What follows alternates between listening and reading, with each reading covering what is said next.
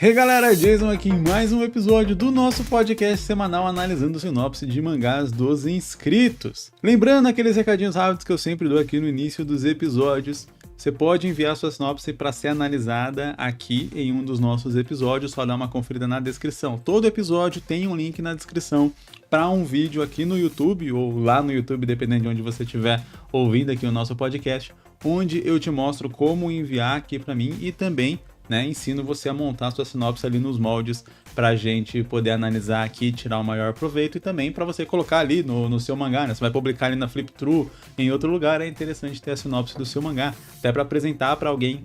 Montar uma sinopse é sempre importante, é uma habilidade aí que todo autor precisa ter.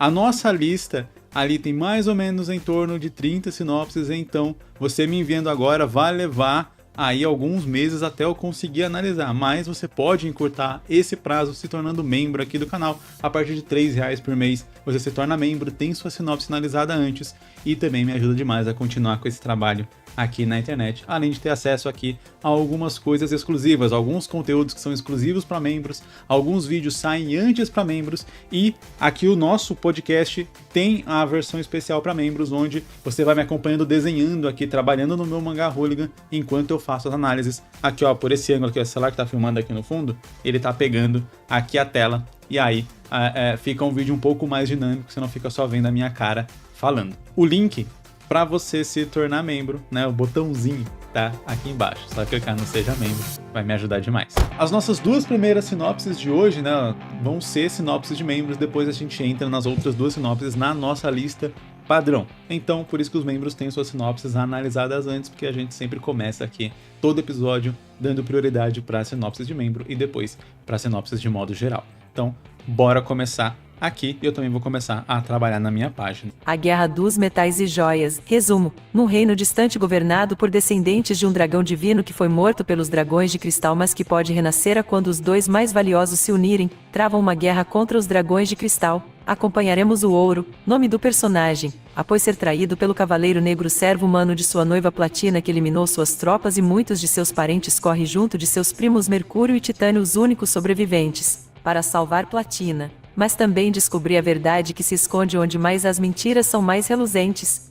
Cara, muito personagem e eu realmente não consegui, talvez porque não tava com tanta vírgula, a leitura ficou meio rápida, eu não consegui pegar a trama central aqui da história. Eu entendi que o protagonista, ele meio que foi traído e ele precisa resgatar a noiva dele, mas eu não entendi por que a noiva foi sequestrada, por que essa traição, tipo, quais são os objetivos aqui envolvidos, nesse resgate e tal. Vou dar uma relida aqui pra ver se fui eu que não peguei mesmo ou se realmente não tem. Ok, um panorama ali geral do mundo, primeiro e tal, você tem os descendentes dos dragões e tal, depois da morte do dragão divino. Ok, aparentemente cada dragão tem uma espécie de metal envolvido, e tal, tanto que é a Guerra dos Metais e Joias, então ele pega esses nomes de minérios, vamos chamar assim, de minérios do mundo e dá para cada dragão e que vai ser depois esses descendentes, vão herdar esses nomes também. Então nosso protagonista seria do dragão dourado, que seria o Ouro, algo assim. Aí fala, após ser traído pelo Cavaleiro Negro, servo humano de sua noiva Platina, que eliminou suas tropas e muitos seus parentes, corre junto de seus primos. Então realmente faltou algo ao que eu acho que tem até um espaço aqui que era para ser uma vírgula, que iria ajudar a melhorar um pouco essa frase. Então, o Ouro, aparentemente, ele e a noiva dele, Platina, aparentemente são famílias reais, São pessoas importantes. Eu não sei se todos os descendentes de dragão nessa história têm uma certa importância, vamos dizer assim, de nobreza, esse tipo de coisa, ou se especificamente o Ouro e a Platina ali são realmente da nobreza. Mas o que dá a entender é isso, porque fala ali que ela tem um servo. Aí esse servo traiu, eles e sequestrou ela. Matou todas as tropas ali e sequestrou ela. Não tem informação nenhuma sobre qualquer motivo que levaria o servo a fazer isso, levaria essa traição, para que isso serve, para salvar a partida, mas também descobrir a verdade que esconde onde estão as mentiras. Ok, descobrir a verdade, mas a gente também não tem um... Eu não consigo imaginar o que seria essa verdade, o que seria a mentira, o que... eu acho que tá realmente bem resumido, mas tá muito mais focado realmente nas apresentações aqui de vários personagens e desses nomes dessa relação. Particularmente, eu gostei do lance ali dos dragões e da relação deles talvez com esses minérios, né? Eu acho que isso pode dar um ar interessante pros poderes e habilidades ali da história. Umas coisas que talvez eu definiria seria realmente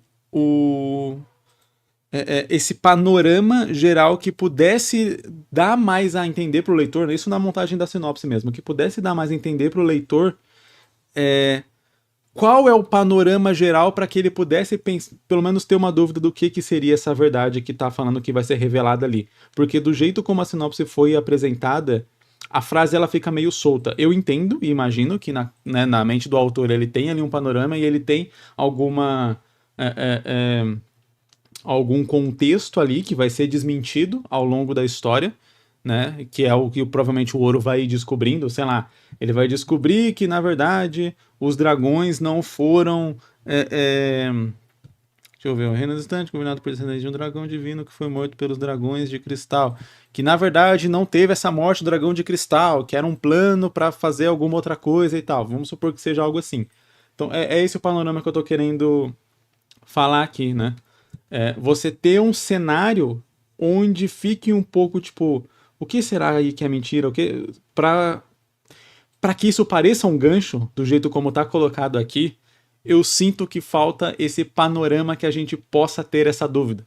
Porque você fala, Jason é um jovem mangaka, não sou mais tão jovem assim, é um velho mangaka, um semi-velho mangaka, que cria um canal no YouTube e vai descobrir as verdades escondidas por trás de todas as mentiras. Tipo, você fala, por trás da mentira do YouTube, de ser um youtuber, por trás da mentira de ser mangaka, sabe? Fica muito abrangente.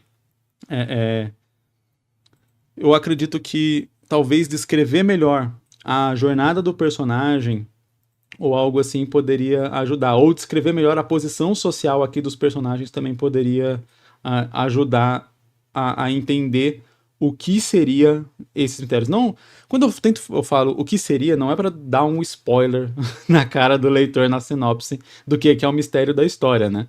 Mas é introduzir o mistério para que essa dúvida possa surgir.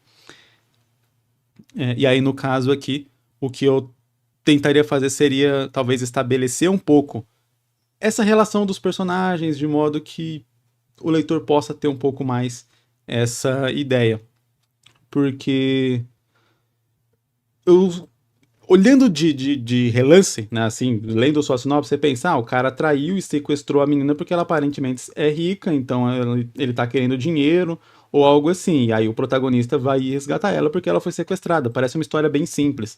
E aí por isso que eu falo que essa frase das verdades, ela parece meio solta, né? Faz sentido você descobrir na história, né? Ele vai sequestrar a noiva dele Ele vai buscar a noiva dele que foi sequestrada, e aí nesse processo ele pode ir descobrindo verdades sobre a família dele, verdades sobre os dragões, verdades sobre a sociedade, verdades sobre a noiva dele. De repente ela nem foi sequestrada, ela fugiu, enfim. Então existem verdades para serem descobertas, mas eu acho que, focando bastante nisso, colocando isso na sinopse, eu acho que ergue uma dúvida de um jeito não certo, vamos dizer assim. Acho que eu espero que eu tenha sido claro aqui. Mas de resto eu gostei bastante do cenário, gostei bastante do ambiente. Uma coisa que eu diria é tomar cuidado com os privilégios ou a relação que vai ter de privilégio do protagonista e da esposa dele. Por que eu digo isso? Porque geralmente, né, a galera gosta muito de acompanhar a famosa jornada do underdog, né? Então o personagem que ele sai de baixo e ele ergue ali. Claro que isso não limita, né? A gente tem várias histórias que vão retratar realeza, que vão retratar nobreza, né? Pessoas que estão ali, tipo, no topo da escala hierárquica da sociedade. Só que geralmente quando a gente faz isso em histórias, a gente coloca eles num patamar ali mais pé no chão, mais dentro da realidade. Então, você tem a princesa ali, só que daí essa princesa vai ser destituída do trono e vai ser obrigada a viver que nem uma plebeia. Então, por mais que ela seja da nobreza, você joga ela na realidade para você poder fazer, meio que simular essa jornada do underdog aí que eu falei. Outra coisa interessante para ser trabalhada ao longo ali da história, né, é desenvolver, talvez com flashbacks ou algo assim, a relação que o Gold tinha com a Platina, né? Com a Platina, porque falar que ela é noiva já é já é um ponto interessante para justificar a jornada dele, mas uma coisa é justificar, outra coisa é o leitor sentir aquela jornada também, é o leitor torcer, né? E aí, para fazer o leitor torcer, é sempre interessante a gente desenvolver isso de alguma forma ao longo da trama, né? Então, mostrar isso. Se você não vai ter tempo para apresentar isso, por exemplo, no início da história, se você quiser começar com a história um pouco mais direta, ou se quiser desenvolver um mistério, vamos supor que o mistério aqui, que essas mentiras que falam que seriam reveladas, etc., seria de que a princesa, ela meio que tinha um plano para fazer alguma coisa. Vamos, sei lá, vamos supor que o Gold é de uma família lá que tem alguma profecia envolvendo alguma coisa assim. Ela precisa se casar com o Gold porque com o sangue dele, depois que se casasse com ele, por exemplo, ou algo assim, né? Ela ia tentar pegar o sangue dele para fazer alguma coisa. Trazer de novo o dragão divino que foi morto, ou algo assim. Né? Supondo aqui, inventando uma história, porque nada disso está descrito aqui. Então, estou só inventando aqui, né? Fazendo uma conjectura geral. Vamos supor que seja isso. Então, não seria interessante talvez a gente mostrar essa relação deles no começo. Seria interessante exatamente talvez usar um flashback, porque a gente teria uma ideia da relação deles do ponto de vista do Gold. Então o Gold que está sendo enganado iria meio que mostrar pra gente a partir das suas lembranças, né, e sei lá, ele contando pra alguém, pra algum outro coadjuvante que tá ajudando ele nessa busca, como que é a relação, como que é a Platina, de modo que o leitor vai se convencer daquela relação pelos olhos dele e vai sentir tão traído quanto ele quando a verdade for revelada. Aí, claro que dentro desse plano que eu criei aqui não faz muito sentido ela fugir com o servo dela e tal, e pra ele ir atrás dela, enfim, porque o plano já supostamente estaria correndo. Então seria um outro plano, mas é só para dar uma ideia aqui do que seria, por exemplo, um possível mistério, uma possível mentira para ser revelada ali que ia abalar a estrutura da história, sabe? Acho que seria algo nesse sentido. Eu não tenho como saber qual que é, para onde que vai, mas seria mais ou menos um dos caminhos que eu seguiria nesse sentido. Bora aqui então para nossa segunda sinopse de membro aqui do dia de hoje.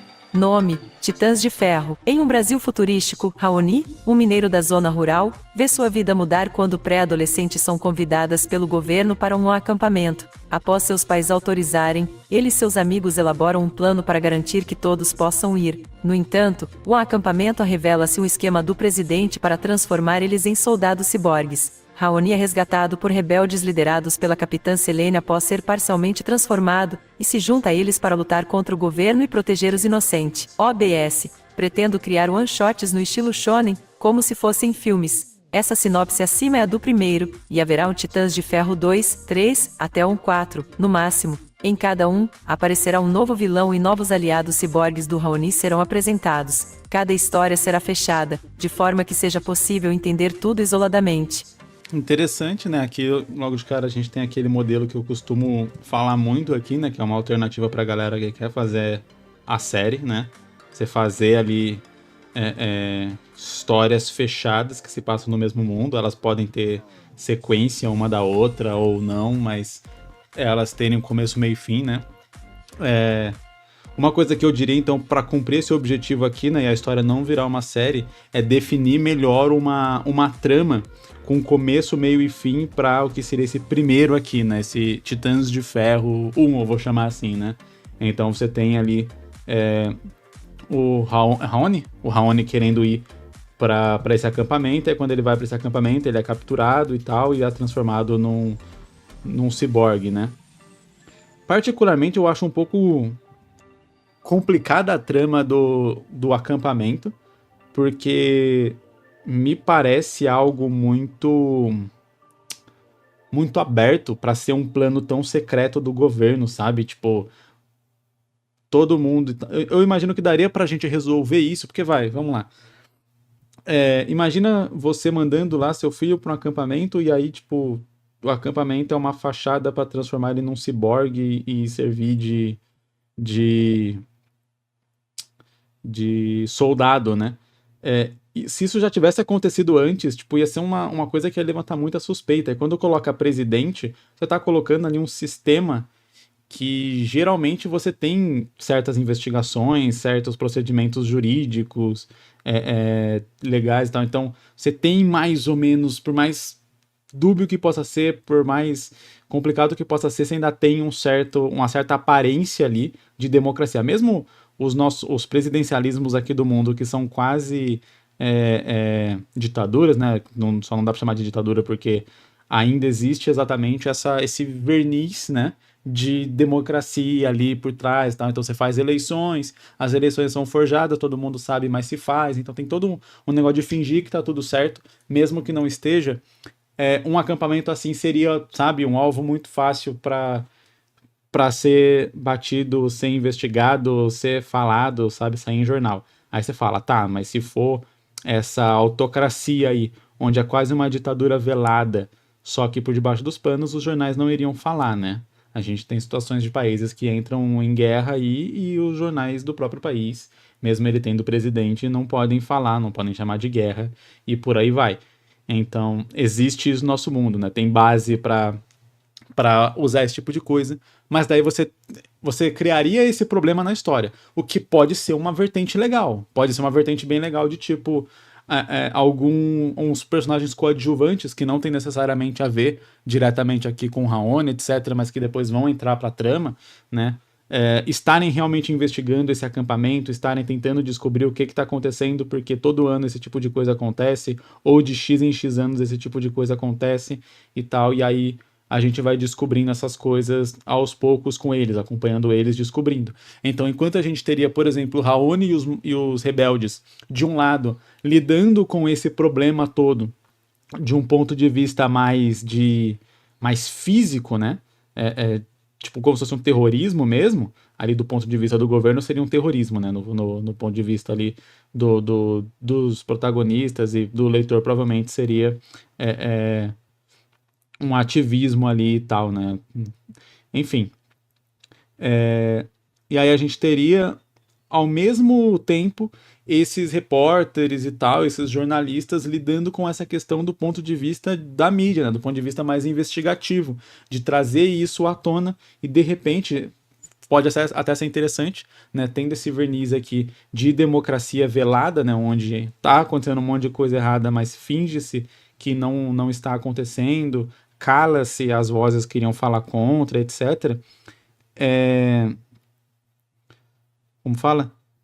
Daria para fazer meio que esse avançar da história em duas frentes. O leitor não iria descobrir certas coisas junto com os investigadores, porque pelo ponto de vista do Raoni ele já saberia, né, das coisas que o governo está fazendo, porém poderia ter certos objetivos que estão por trás do que ele está fazendo que só os investigadores iriam descobrir, de modo que a gente faria esse arco dele ser interessante na trama também, né, pro leitor e tal.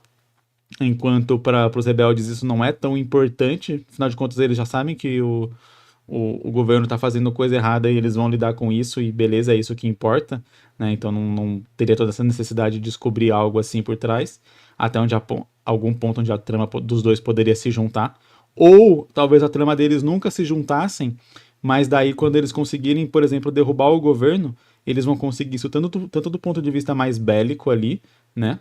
Quanto do ponto de vista público, né, de opinião pública, que é importante. Não adianta nada você só derrubar ali, só derrotar o grande líder não resolve o problema, né? Você geralmente vai precisar de mais alguma coisa e aí essa questão da opinião pública acaba sendo interessante. Então, você reparou que, por mais que eu particularmente ache bem interessante, isso estende muito a história, né? Cria todo um segmento novo, todo um núcleo novo para ser acompanhado e tal, que às vezes não é do interesse do autor. Se não for do interesse do autor, então eu faria isso ser ainda mais velado, esse processo, sendo com sequestros mesmo de adolescentes, né? Ou vamos supor que ao invés de ser tipo um acampamento que acontece de 5 em 5 anos e a cada 5 anos todo mundo que vai para esse acampamento some, o que é muito suspeito, poderia ser tipo assim, cada vez ele faz uma coisa, mas existem esses ataques que acontecem, né?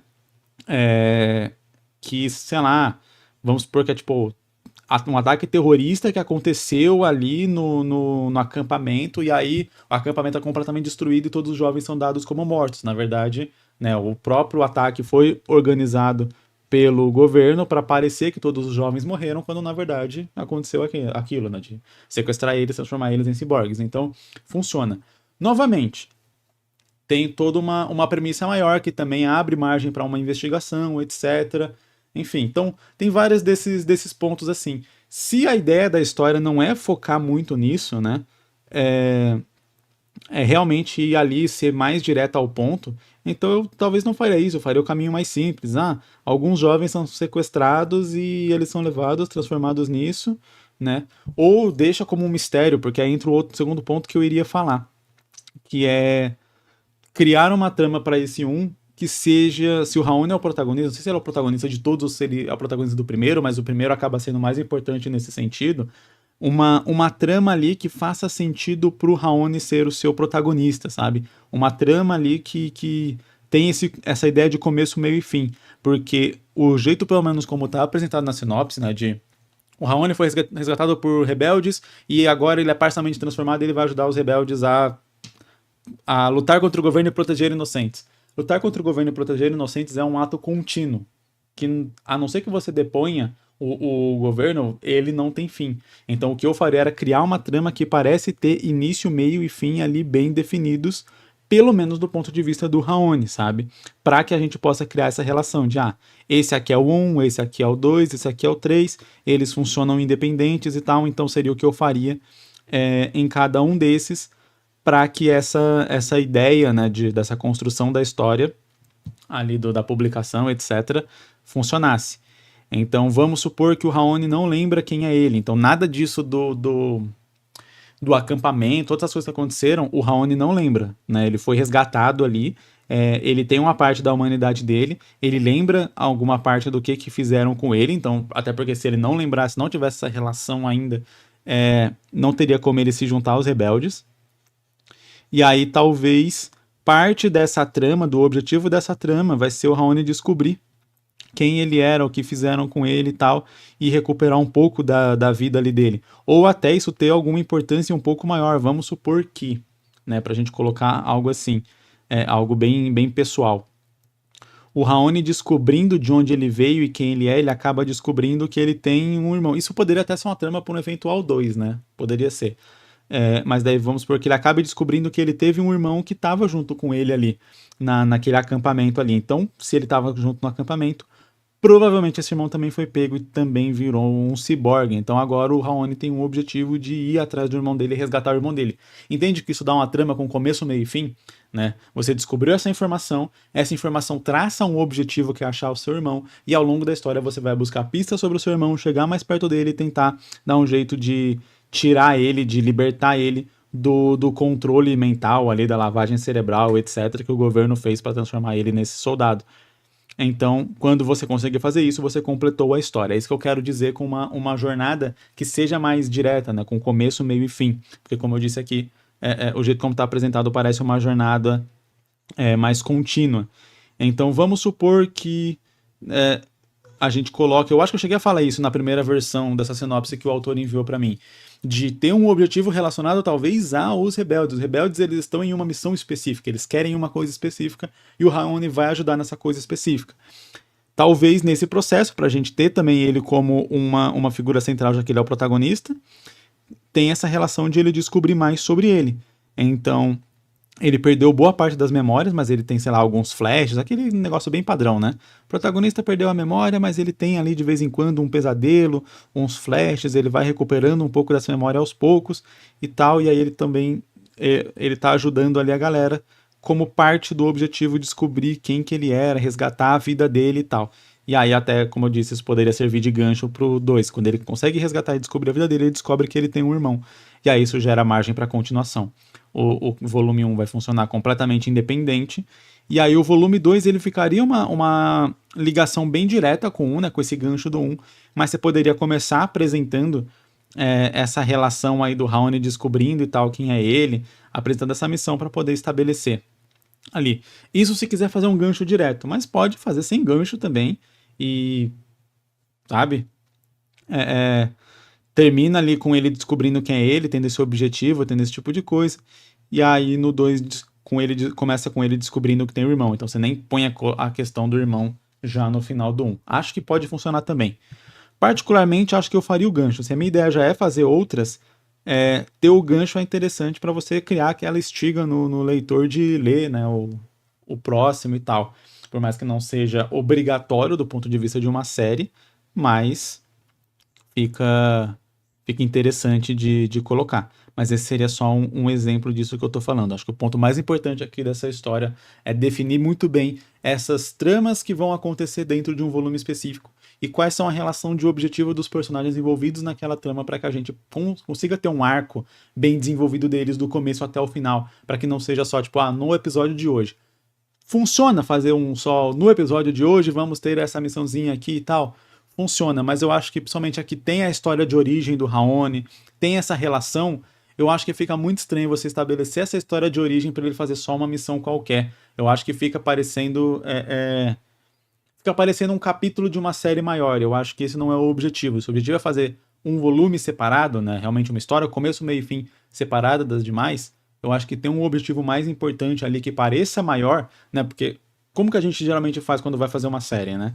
Você tem ali uma trama maior que você está querendo desenvolver, vamos imaginar aqui na figura de um vilão central ali que você quer derrotar, né? Esse é o vilãozão da história. E aí você vai desenvolvendo os capítulos, vai ter várias tramas, vai ter vários acontecimentos, vai ter vários vilões menores, várias coisinhas, mas sempre com em mente que aquele é o vilão fodão. Quando a gente está trabalhando nesse outro modelo, que é esse modelo mais parecido com um filme, né?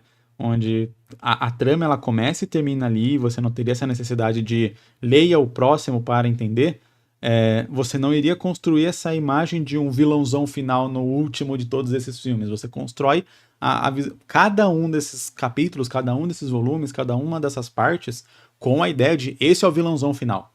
E aí no próximo você vai pensar de novo, esse é o vilãozão final. No outro, esse é o vilãozão final. Porque a história ela tá contida ali fechada. Então essa seria mais ou menos a ideia. Eu tô falando do vilãozão final aqui só pra ter uma ideia mais básica, né? Que geralmente a gente costuma fazer uma história onde tem um último vilão, o último boss que vai ser enfrentado.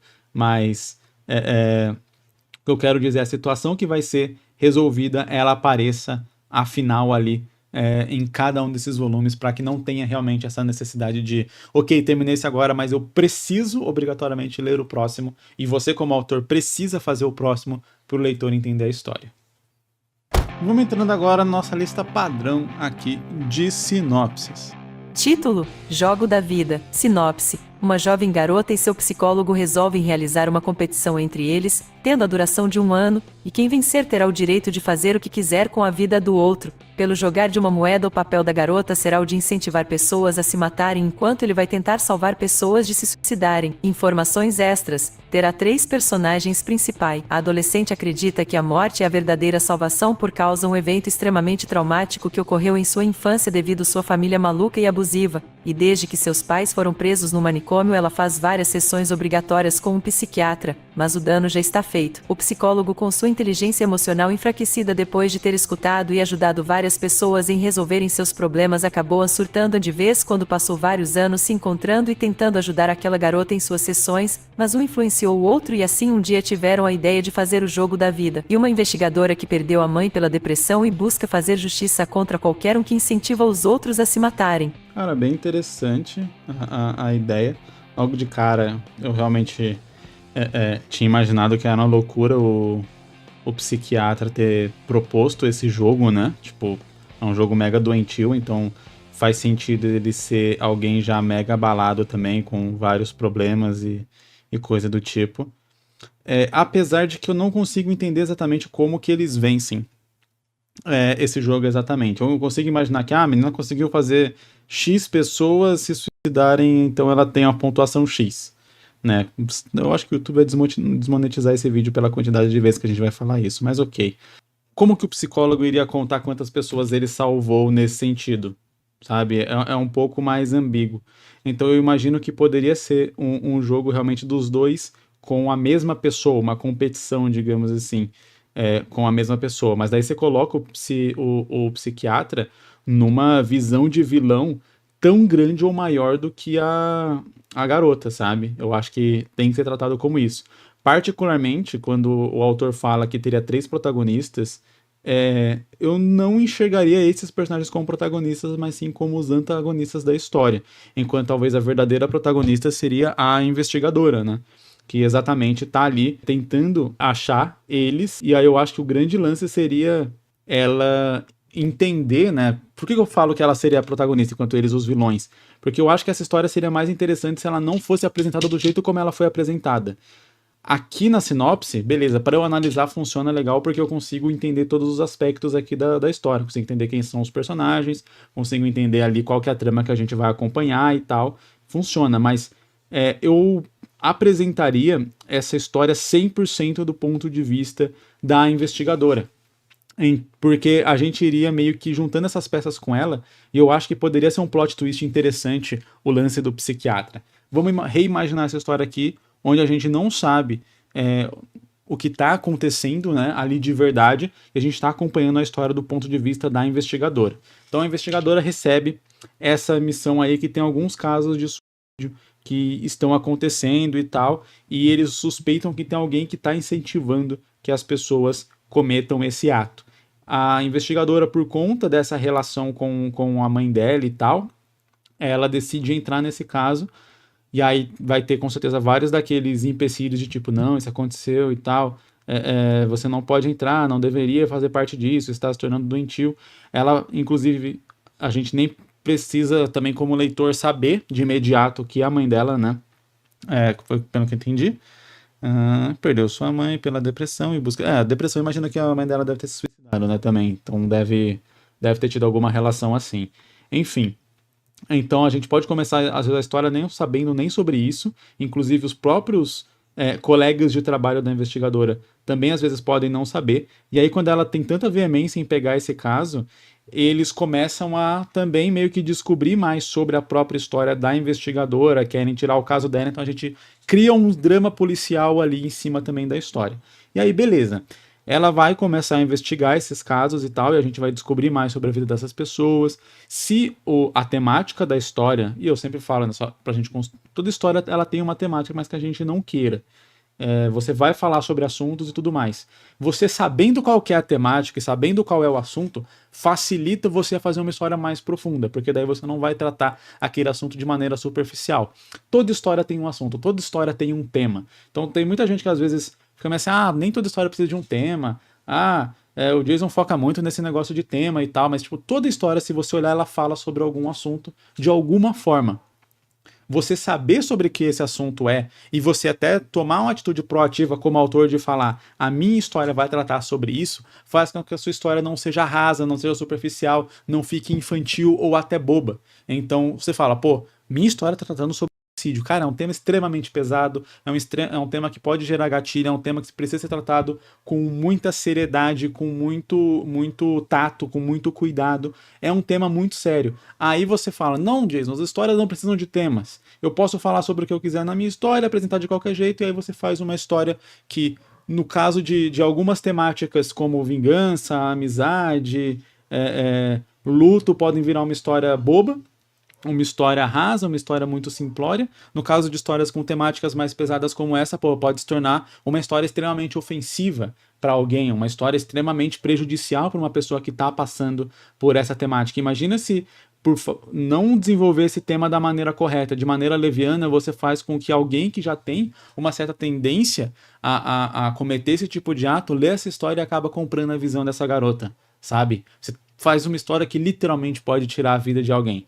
Né? Então é preciso tomar muito cuidado, principalmente quando a gente está falando sobre temáticas muito muito sensíveis e muito pesadas como essa. É preciso entender sobre o que a sua história trata, é preciso entender qual temática está sendo abordada para que você possa abordar isso da maneira correta. Ok, dada a lição de moral aqui, voltando para a história em si, então a gente poderia, enquanto ela investiga esses casos, entender um pouco da vida dessas pessoas, entender um pouco a influência, trabalhar bastante nas pessoas que ficaram vivas, porque tem uma relação muito forte disso, né, de que muitas vezes alguém pensa em cometer esse ato para eu sou um fardo para as pessoas ao meu redor, etc. Na verdade, não. Você destrói as pessoas ao seu redor quando você faz isso, né? Porque você pode ter saído da vida, mas elas continuam ali e tal. Então, focar nessas pessoas também, no drama que elas estão vivendo, na tragédia que elas estão vivendo, pode ser muito importante para você não só trabalhar essa história com o respeito que ela merece ser trabalhada, como trabalhar ela de uma maneira mais profunda que vai tornar a sua história melhor, vai desenvolver melhor o drama da própria investigadora e vai construir mais forte ainda a imagem dos vilões dessa história, que são a garota e o psicólogo, né, o psiquiatra. Enfim, tem hora que tá psicólogo, tem hora que tá psiquiatra aqui na sinopse, mas eu chuto que seja psiquiatra. Mas acho que pode ser psicólogo também, se forem sessões mais de conversa. Enfim, tanto faz nesse caso. Aí, beleza. Vai descobrindo, vai entrando mais na trama, começa a chegar perto dessa garota, e aí começa a entender mais quem é essa garota quando descobre mais ou menos que é ela, né? E aí é quando a gente vai começar a entender o porquê que ela tá fazendo isso. Então, primeiro a gente vai entender o caso dos pais dela, talvez vai visitar os pais dela, vai conhecer eles pessoalmente, vai trabalhar toda essa questão para desenvolver ela como personagem, vai entender que tem o psicólogo que está tentando salvar exatamente essas pessoas que ela tá tentando fazer se matarem. E aí a gente não sabendo de acordo, não sabendo de nada, não sabendo do jogo que eles estão fazendo, a gente vai tender a achar que o psicólogo também é um protagonista, ou não protagonista, mas também é um mocinho, também é um herói ali que tá do lado da investigadora na história e tal. E só depois, mais pra frente, quando, sei lá, capturassem a garota ou algo assim, queria descobrir que o psicólogo também é meio psicopata, também é um sociopata, e aí que vai começar a entrar na história dele pra capturar ele também. Então, a investigadora iria primeiro para a história das vítimas, então a gente focaria o começo da história na história das vítimas, o que eu acho que é muito importante, é muito fundamental para essa história focar nas vítimas primeiro, porque aí você já estabelece a seriedade do tema, você já estabelece essa relação e você já estabelece isso como algo negativo, né? Para que você previna essa questão do leitor se identificar de alguma forma com a visão da garota e tal, né? O que pode levar ele a cometer um ato horrível, nem falando para os outros, mas para si próprio. Enfim, então acho que tratar as vítimas primeiro seria interessantíssimo, quase que central aqui nessa história. Depois de tratar as vítimas, a gente iria para a garota, né? Que seria considerada então a vilã da história, iria entender um pouco da história dela, iria perceber que apesar dela estar fazendo algo errado, ela também tem lá seus motivos que não são justificáveis, mas na cabeça dela são e tal, então tem essa relação de trabalhar assim na história. Enquanto isso, já teria o psicólogo já estaria na trama, ele já estaria participando da trama, então, só que até então sendo visto como um protagonista também, como não protagonista, né, mas como um coadjuvante ali que está ajudando, e só depois que capturassem a garota que a investigadora iria cair a ficha para ela, sei lá, tipo, com a pergunta pera, mas como que ele sabia exatamente quem que ela iria tentar se suicidar, como que ele conseguiu fazer isso para salvar algumas pessoas? E aí ela começa a investigar ele mais e descobre algumas coisas dele, do passado dele, etc., de certas relações ali que ele teve, dessa depressão que talvez ele esteja sofrendo também, a ponto de que aí ela vai descobrir a verdade e vai juntar todas as peças aqui. Acho que, cara, funciona bem legal nesse modelo, mas aquela ressalva ali que eu fiz, eu vou reiterar de novo, é uma história com uma temática muito séria e muito sensível, então tem que tomar muito cuidado como que você vai desenvolver isso. Pensando aqui de cabeça, foi pensando nisso que... pensando de cabeça é bom, né? Todo mundo pensa de cabeça. Enfim, mas tipo assim, aqui do nada, acabei de ter contato com essa sinopse, não tive muito tempo pra pensar, discorrer, planejar e tal, isso, né? Enfim, então, tipo, aqui de orelhada, aqui vendo pela primeira vez, o jeito que eu faria seria focar nas vítimas no início e só depois focar ali nos outros personagens. E de modo algum eu trataria eles como protagonistas ou personagens principais dessa história. Eu acho que tanto pro desenvolvimento da história ficar mais interessante a gente construir eles com base em um mistério, porque a gente gosta desse tipo de mistério com serial killer e coisa do tipo, quanto do ponto de vista também ético da história, digamos assim, eu acho que funcionaria melhor ali pra gente tratar esse tema com a seriedade que ele merece ser tratado. E com isso aqui a gente se encaminha para a nossa última sinopse de hoje. Ela tá grandinha, mas bora lá. Título: Por enquanto o réu Akuma Kari. Ainda estou escrevendo essa história, mas por enquanto está assim. Em 2017, após presenciar seu melhor amigo ser morto no metrô por Tec-Tec, um jovem estudante do 3º ano, Yuto Tamura, fica em choque e conta tudo para a polícia, mas eles não acreditam, pois aquela região onde eles vivem são protegidas de fantasmas, demônios e assombrações, conhecida como a região mais protegida de Shinjuku. Um outro policial ouve essa conversa e chama Yuto para conversar sem que ninguém escute e explica que pessoas comuns não podem enxergar essas coisas, só aquelas com um espírito muito forte, que geralmente são as pessoas que são contratadas pelo governo para exterminar essas criaturas. Esse policial, Kazuki, que explicou tudo para Yuto, faz parte de uma equipe não aprovada pelo governo. Kazuki leva Yuto para a base, que está protegida por a magia. Chegando lá ele apresenta toda a equipe, mas Kazuki sente uma energia maligna vindo de Yuto e a equipe cerca ele, e Kazuki pergunta o que ele é e prende ele até descobrir. Acontece que Yuto é a própria personificação de Akuma, que no passado seu pai, ainda desconhecido, fez um pacto com os espíritos infernais. Sabendo da existência de Yuto, o rei infernal manda todos os espíritos na esperança de impedir o renascimento de Akuma, que se acontecer tomará posse do trono infernal, assim governando todo o inferno. Yuto tem uma proposta dos seres divinos e terá que escolher entre derrotar o rei infernal, selar as criaturas e perder o seu poder infernal ou se tornar o próximo rei infernal. Eu gostei um pouco da trama, do lance de meio que o próprio rei do inferno tá atrás do cara por medo de ter o trono roubado. Gosto bastante dessa ideia. Só que eu achei que o modelo como foi feito tem alguns pontos ali que pra mim é um problema. O primeiro problema é como que tudo isso inicia. Dá a entender que só naquele momento eu teria que fazer alguma coisa do tipo, só naquele momento que ele despertou os poderes, ou algo assim. Porque o que fica, tipo, claro é, agora que a história começou, todo mundo sabe das coisas que já estão aí há algum tempo. Quer dizer, o moleque já nasceu há um tempo, ele já é filho do demônio há um tempo. Como que só agora o rei demônio lá sabe sobre ele, entende? Ok, a galera ali só descobrir dele nesse momento, porque foi quando ele foi atrás da polícia e tal, então até aí tudo bem. Agora, o rei demônio só ficar sabendo agora, pra mim me parece um pouco complicado. Então, talvez o que eu faria nessa história pra resolver essa questão seria, ele despertou os poderes agora e isso enviou um sinal. Então, talvez não é nem que... Aí não precisa nem de toda essa questão de, o amigo dele foi morto e não sei o que e tal, e aí ele foi pra polícia, todas essas coisas que estendem mais a trama, eu acho que aí nem seriam necessárias, porque o que seria necessário é só, o protagonista, ele teve um evento ali traumático, pode até ser o amigo sendo morto e tal, pelo Tec-Tec, eu gostei do nome, enfim, pelo Tec-Tec, e aí, quando ele desperta esse poder, ali por conta desse evento traumático que ele viveu, meio que ele manda um sinal ali, tanto pra galera que tem esses poderes aí que caçam os demônios, quanto pro próprio inferno ou algo desse tipo, né? Se é o inferno mesmo. E aí, a partir daí, começa a trama. Então, acho que daí a trama teria um início com um pouco mais de sentido pra não cair nesse problema que eu falei de, só agora que todo mundo descobriu. Porque ele foi na polícia. Se não tivesse ido na polícia, o cara lá do inferno também não saberia. Então acho que aí seria interessante. Quanto ao lance de ele dominar o inferno ou se juntar com os outros, eu acho que é uma dúvida que ela é mais interessante de ser plantada na história do que na sinopse. Por quê? Porque na sinopse, meio que dá a impressão que ele não vai fazer isso e pronto. Por quê?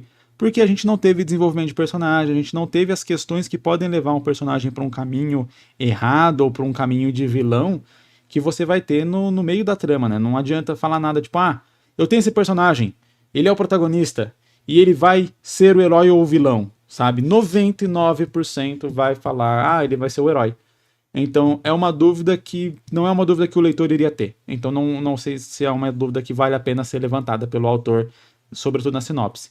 É uma dúvida que vale a pena ter na história, no sentido de os personagens podem ter essa dúvida e por isso levar para algum caminho, e em determinado momento da trama o protagonista pode ter essa dúvida também, fica legal. Quando tiver mais avançado e tal, principalmente se a gente colocar isso em relação com algum outro objetivo dele e tal, quer dizer, quem que é o Yuto? Quem é o Yuto fora de ser a reencarnação, o filho do Akuma, esse tipo de coisa, sabe? A gente tem que pensar no nosso personagem também como um ser humano. Ok, ele é a reencarnação, o filho do Akuma que tem que decidir se vai ser do bem ou se vai ser do mal. Mas quem é ele? O que ele quer? Para onde ele estava indo? O que ele quer fazer da vida? Quais são as outras características da vida dele que podem levar ele a escolher um caminho ou outro mais pra frente na história? Não que você precise apresentar isso logo de cara. Yuto é um jovem que não sei o que, e por conta disso ele não sabe se escolhe o bem ou o mal. Não é isso que eu tô falando. É no sentido de, vamos supor que o Yuto perdeu um ente querido, e aí talvez, se ele se tornar o rei do inferno, ele pode trazer esse ente querido de volta, né? Então vamos supor que o Yuto vai ter como objetivo ali achar a mãe dele, porque a mãe dele sumiu há muito tempo atrás, ele estava estudando para se tornar um investigador para poder achar a mãe dele, agora que ele descobriu que ele pode ser o potencial rei do inferno, e entrou nessa organização aí e tal, e aí essa organização tem poderes para achar a mãe dele, ele vai tentar achar a mãe dele. Quando ele acha a mãe dele, ele descobre que ela morreu. E aí, ao descobrir que ela morreu, ele pode sim entender para a decisão de se tornar o rei do inferno para trazer ela de volta. Ou ele pode tender a decisão de se tornar o rei do inferno porque ele acredita que, beleza, o inferno vai ter que ter um rei. Então é melhor que seja eu do que seja um outro que vai fazer besteira, que vai fazer maldade, que etc, sabe? Então seria um plot twist interessante pro final da história. Ele se torna o rei do inferno, mas isso não é necessariamente algo ruim, porque o inferno não tem como ser destruído. Então, se ele não tem como ser destruído, que ele seja reinado por alguém que seja bondoso, que seja melhor e tal, enfim, sabe? Seria um modelo que poderia funcionar ali dentro dessa premissa. Uma coisa aqui que eu vou destacar, porque faz tempo que eu não falo isso aqui na sinopse, sobretudo as sinopses que tem nomes japoneses, etc. Nessa sinopse aqui deixa bem claro que é a região de Shinjuku. E quando a gente está falando de uma história que se passa em outro país, eu sempre comento que você tem que ter uma noção ali da cultura daquele país. E só deixando claro aqui, assistir anime não te faz entender a cultura do Japão, né? O anime ele é uma extrapolação da cultura japonesa. Então tem várias coisas ali que não funcionam na cultura japonesa, mas que eles põem no anime exatamente porque faz sentido para eles. Esse contraponto em como é a nossa cultura e como ela vai funcionar numa história de ficção. Então, por exemplo, os japoneses não saem gritando por aí, né? É extremamente ofensivo. É extremamente ofensivo chamar uma pessoa de você. Tem várias coisas ali que são extremamente ofensivas e que não acontecem na vida real, mas que você põe num anime, põe num mangá exatamente para criar uma certa sensação de libertação. Não é muito diferente de quando a gente tem uma história mega violenta e tal, e aí você fala, pô, essa história é da hora porque ela é violenta. Você não vai ser violento na vida real, então você meio que se recompensa curtindo violência falsa num filme. Então é mais ou menos essa mesma premissa. Então você vai fazer uma história que você vai se passar no Japão, você tem que estar um pouco atento ali na cultura deles. Por mais que você vá fazer também essa subversão da cultura, mas você precisa entender a cultura real para poder subverter ela, né? E se você está falando de uma região específica, aí a coisa ela se estende ainda mais, porque aí você não aí você tem menos potencial, você tem menos chance, não chance, caramba, qual que é a palavra? Você pode menos ainda ser genérico, porque vamos lá. A gente assistindo ali dorama, lendo alguns documentários, vendo entrevistas, você consegue ter uma base da cultura japonesa para poder fazer uma história que se passe genericamente no Japão. Num Japão genérico. Agora, quando você fala, eles são da região de Shinjuku, você tem que entender como que é a região de Shinjuku. Como que as pessoas de lá se comportam. Porque tem regiões do Japão que falam dialetos completamente diferentes e o dialeto que se fala muda muito como as pessoas se relacionam, como que elas se cumprimentam, como que funciona a cultura naquele lugar. É a mesma coisa, você fala, a minha história se passa no Brasil, genérico. você cria ali uma imagem mais geral do brasileiro, onde várias coisas que você fizer vão se encaixar, porque, sei lá, essa pessoa fala muito rápido, então talvez ela seja baiana, mas você não falou que ela é baiana. Agora você fala, esse personagem é baiano, ou essa história se passa na Bahia, aí você tem que criar todas as características de personagens baianos das características culturais ali da Bahia. Entende a relação que eu estou estabelecendo aqui? O Brasil, a gente tem vários povos diferentes, várias culturas diferentes, até porque a gente é um país gigantesco. Então, quando você fala uma história que você passa no Brasil, você tem vários estereótipos ali que você vai poder usar e que vão funcionar de maneira mais genérica por conta dessa miscigenação, por conta dessa mistureba cultural que a gente é e tal. Então vai funcionar. Mesma coisa falar, minha história se passa nos Estados Unidos, genérico, na Europa, genérico. E aí, quando eu falo genérico, eu não tô me referindo com uma crítica, mas tipo assim, se passa em algum lugar aleatório qualquer dentro dessa região, né, dentro desse continente, dentro desse país. E aí isso abre mais margem para você poder ser um pouco mais genérico e isso não parecer um furo ou não parecer muito errado, principalmente para quem conhece aquilo lá, né? Esse é o maior problema. Agora, quando você está falando de uma região específica, aí não dá para ser genérico, aí não dá para ser generalista. Aí você tem que realmente saber do que você está falando, saber o que você está fazendo, fazer uma pesquisa bem extensa, porque se você fala que a sua história se passa em Shinjuku, e aí chega alguém que morou em Shinjuku, ou que mora em Shinjuku e lê sua história, ele vai saber muito bem que você talvez nunca esteve e nunca nem fez uma pesquisa para entender como que é Shinjuku para dizer que a história se passa lá. Então, talvez o autor já tenha até morado em Shinjuku, talvez ele tenha visitado, talvez ele conheça, eu posso estar falando isso aqui pro autor e não tem nada a ver com ele, mas isso serve para qualquer pessoa. Às vezes você pega, eu quero fazer minha história passar no Japão, e aí ela lembra um nome e ela pega esse nome genérico para falar, eu quero uma cidade real no Japão. Só que quando você faz isso, você cria ali uma responsabilidade na sua história de realmente representar aquela cidade. Né? Se você cria uma cidade fictícia, beleza, você pode fazer o que você quiser. Se essa cidade fictícia está num país fictício, você tem mais liberdade de fazer o que quiser. Quanto mais específico e mais real você traz ali o ambiente da sua história, maior é necessária, né, mais pesquisa você precisa fazer para realmente representar aquele ambiente. Foi você que escolheu fazer aquele ambiente na história. Então, agora você tem que arcar com a consequência, que é estudar, fazer um estudo maneiro aí, profundo, para entender esse ambiente e representar ele de maneira correta dentro do seu mangá. Então fica a dica aí para qualquer pessoa que tenha interesse em fazer uma história que se passa ali em algo bem específico. Por isso que a maioria dos países fazem histórias que se passam no seu próprio país, ou na sua própria cidade, ou na sua própria região, porque você cria um fator de verossimilhança muito forte, né? Você viveu ali, você entende os meandros e as características e cada detalhe daquele lugar, daquele ambiente, daquela cultura. Então fica muito mais fácil. Eu sei que a gente, por ler muito mangá vindo do Japão, agora tem muito mangá vindo da Coreia e dorama coreano também, eu acho que vai ficar mais comum, cada vez mais, a gente ver mesmo mangás brasileiros pegando nomes coreanos, pegando ambientações coreanas e tal. Eu sei que a gente tem essa tendência a fazer isso. Não tem problema você fazer isso, mas tem essa responsabilidade. Você quer fazer um mangá que você passa na Coreia? Vai ter que estudar a Coreia para poder fazer algo ali que faça sentido. Eu sempre comento que eu comecei a fazer o meu mangá ali, era para ele se passar no Japão, e era dessa maneira genérica que eu tô falando. Eu cometi alguns erros culturais ali que, nossa senhora, um pouquinho de pesquisa em certas coisas ali, eu já iria saber que aquilo não faz sentido dentro da cultura japonesa. Só que é aquilo, né? Você tá tão habituado, tipo, é tão normal isso que eu não tenho. Você nem pensa que precisa pesquisar para saber se aquilo é normal no outro país ou não. De tão normal que é no Brasil. Mas às vezes as coisas mais simples no nosso país são coisas absurdas num outro país.